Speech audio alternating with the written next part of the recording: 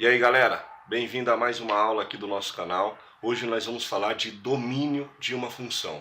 Matéria bem importante para quem quer entender bem o conceito de função por completo. Valeu galera, boa aula. E aí pessoal, então vamos lá. Domínio de uma função.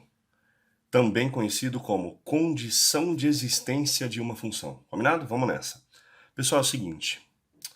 Tem três coisas que a gente precisa saber numa função. Esses três itens aqui, esses três elementos de uma função, eles precisam estar bem definidos. Senão a gente vai ficar meio perdido dentro do conteúdo de função. Esses três itens são domínio. Nós sempre temos que saber o domínio de uma função, porque o domínio, não se esqueça que o domínio ele é o conjunto de partida, ele é quem determina, inclusive, se a relação é ou não uma função. Então é muito importante determinar o domínio, é muito importante determinar quem é o contradomínio de uma função, afinal, a relação que se determina uma função é justamente a relação entre domínio e contradomínio, então é muito importante definir esses dois carinhas. E, óbvio, né, gente, é muito importante determinar a lei de correspondência. E vamos para a notícia boa. A notícia boa é, normalmente, esses três itens, eles são apresentados no enunciado. Então, de olho no enunciado. Por exemplo, imagine o seguinte, dados os conjuntos A e B, e seja F, quem está acompanhando a nossa sequência de vídeos sobre função, já deve ter percebido que isso aqui é uma linguagem matemática. Aqui está dizendo para a gente que esse Azinho é o domínio da função, e esse Bzinho é o contradomínio da função. Definida por, lei de correspondência, ou lei de associação, ou lei de formação. Então, pessoal, perceba que normalmente esses três itens que eu estou citando, eles são apresentados no enunciado. Ó. Na linguagem matemática você identifica domínio e contradomínio, e logo depois, normalmente, vem a lei de formação e depois vem alguma perguntinha que eu não estou muito interessado agora. Eu estou mais interessado em mostrar para você que esses três elementos, muitas vezes, não é sempre, mas muitas vezes é apresentado no próprio enunciado. Combinado? A grande questão, pessoal, é justamente essa. E quando temos só a lei de correspondência? E quando o enunciado não me apresenta domínio e contradomínio? E aí, galera, a matemática vai fazer um acordo com você.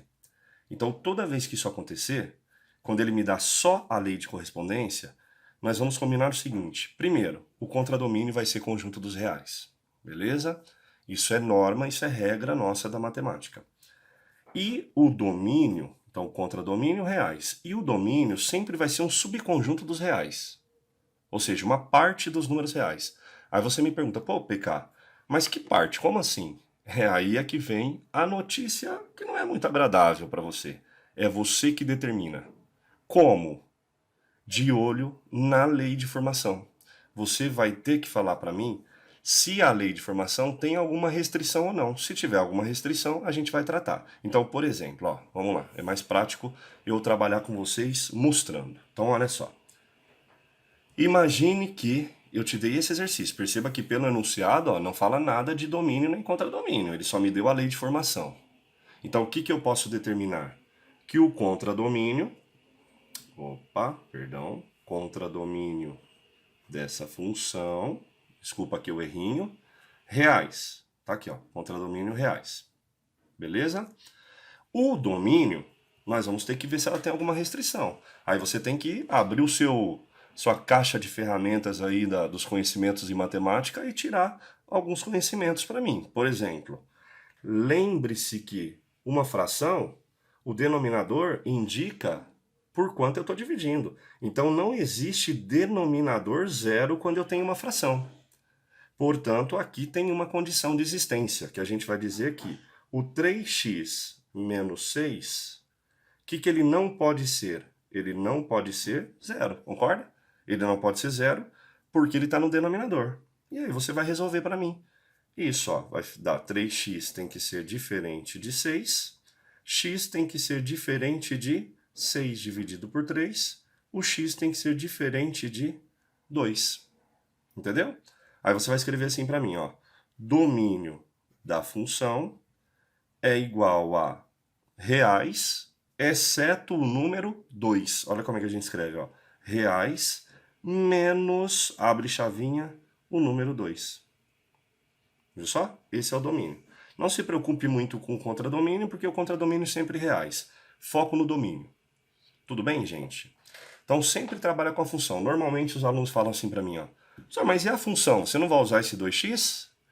Para determinar o domínio, não. Porque para determinar o domínio, eu só trabalho com a condição de existência. Para essa função existir, esse denominador não pode ser zero. Para ele não ser zero, basta que o x não seja 2. Combinado? Ótimo. Agora, detalhe, galera. Cuidado, ó, coloquei a letra B aqui para você ter um alerta. Não é sempre que nós vamos ter restrição. Essa aqui, por exemplo, ó, não tem nenhuma restrição.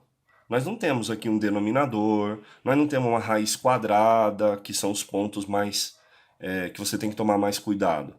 Então, já que não tem restrição, você vai dizer para mim, contradomínio dessa função, reais. Lembra do nosso acordo aqui, ó, contradomínio reais.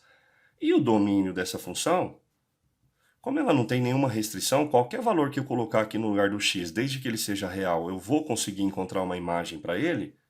Então a gente diz que o domínio também são os reais. Perceberam? Simples assim. Vamos subir um pouco o nível? Olha essas duas. Então, vamos nessa. Olha a letra C. Você tem que pensar o seguinte. Lembre-se que busca aí na sua caixa de ferramentas seus conhecimentos de matemática. Você está vendo alguma restrição? Raiz quadrada para você é uma restrição? Porque lembre-se, raiz quadrada de número negativo no universo dos reais não existe. Então, o que esse carinha aqui, ó, tá vendo? Esse bloquinho, ó, não precisa trabalhar com a raiz, trabalha com a restrição. Esse menos 2x mais 14, concorda comigo que ele precisa ser maior ou igual a zero? Porque ele não pode ser negativo, então se ele for maior ou igual a zero, tudo certo, a função vai existir. Então agora vamos resolver. Menos 2x maior ou igual a menos 14. Vamos já multiplicar aqui por menos 1. Para esse nosso x aqui não ficar negativo. Não se esqueça que quando você multiplica por menos 1, o sinal da inequação também se inverte. Menor que 14. X menor que 7. Ou melhor, menor ou igual a 7. Então agora vamos escrever. Contradomínio, vamos começar pelo contradomínio, porque lembra do nosso acordo? Contradomínio, reais. A grande questão é o domínio. Então vamos ver como é que a gente vai escrever. Ó. Você tem duas opções. Domínio dessa função. Você pode escrever assim para mim, ó. X pertence aos reais, tal que x é menor ou igual a 7, com linguagem de propriedade, ou você pode escrever por intervalo real. Você pode escrever assim para mim, ó. Aberto do menos infinito até o 7 fechado. Também pode ser assim por intervalinho. Combinado? E vamos para a nossa última. Perceba aqui na nossa última que eu já preparei até aqui, ó, uma forma geométrica, porque aqui nós temos mais que uma restrição. Então aqui vai ser o meu alerta. Muitas vezes, pessoal, você vai ter mais que uma restrição na mesma função. Então não se assuste, tá? Lembre-se que nós nunca trabalhamos com a função inteira quando eu pedir para você determinar o domínio. A gente só trabalha com a restrição. Então vamos começar pela mais básica. Tá vendo que aqui tem uma restrição, ó? Isso está dentro de uma raiz quadrada, então não pode ser negativo, e ele também é denominador, então ele também não pode ser zero. Então a primeira restrição, vou chamar aqui de restrição 1, ó. Nós sabemos que o 2x mais 8 tem que ser maior que zero. O 2x tem que ser maior que o menos 8, o x tem que ser maior que o menos 4. Aqui, ó, fui um pouquinho direto. E vou chamar aqui, ó, com vocês... Vou chamar essa daqui, ó, de restrição 2. Então, 2. Segunda restrição. O que nós sabemos? Que o x ao quadrado menos o 4x mais 3 tem que ser maior ou igual a zero, porque é raiz quadrada. Tudo bem? Pode ser zero, maior ou igual a zero, porque ele não está no denominador. Agora você vai ter que se lembrar de uma matéria de ensino médio que é como é que eu resolvo uma inequação de segundo grau. Para quem não se lembra, o primeiro passo para resolver uma inequação de segundo grau é encontrar as raízes. Vamos lá? Para encontrar as raízes, pegue a sua inequação, iguale a zero e resolva. Eu vou fazer aqui por soma e produto, vou descobrir que o x1 e o x2 vai dar, somando, multiplicando, 1 e 3. Ok, galera, então ó, descobri as duas raízes. Para quem não se lembra, cuidado com essa parte, porque tem aluno que escreve assim, então o x é maior que 1 e maior que 3. Não, você tem que fazer o estudo de sinal. Vamos lembrar da matéria completa, você vai fazer isso, ó. Lembra que você tem um eixo x, isso aqui, se fosse uma funçãozinha, seria uma parábola de boca para cima. Aqui nós teríamos as duas raízes, né, que eu acabei de encontrar, ó, o 1 e o 3. E como eu pedi maior que zero, você vai pegar a parte positiva dessa função. Lembra do estudo de sinal, ó? Eu quero a parte em que essa função está acima, ó. Tá vendo que ela está acima aqui e ela está acima aqui. Aqui ela está abaixo, tá vendo? Então ela é negativa. Portanto, neste caso, como eu quero a região maior que zero, eu quero essa região aqui, ó. Essa região e essa região. Perceba então, pessoal, que você tem aqui, ó, duas restrições. Restrição 1, que diz que o x tem que ser maior que menos 4, e a restrição 2, que diz que ele tem que ser aqui, ó, menor que 1 e maior que 3. Como é que nós vamos fazer para chegar na resposta final? Você vai pedir o auxílio aqui da nossa forma geométrica. Então, o que você vai fazer para mim, ó? Você vai fazer isso aqui, ó. Perceba que os nossos valores de referência, nós temos o 1, o 3 e o menos 4. Vou colocar eles aqui em ordem crescente, ó. Aqui vai ser o menos 4. Aqui vai ser o 1.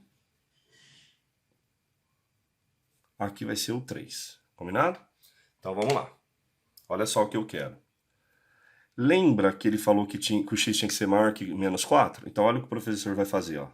Eu vou deixar uma bolinha aberta aqui no menos 4 e vou fazer uma cobrinha aqui, ó, à direita, simbolizando que para satisfazer a primeira condição, o x pode ser qualquer número maior que menos 4. Combinado?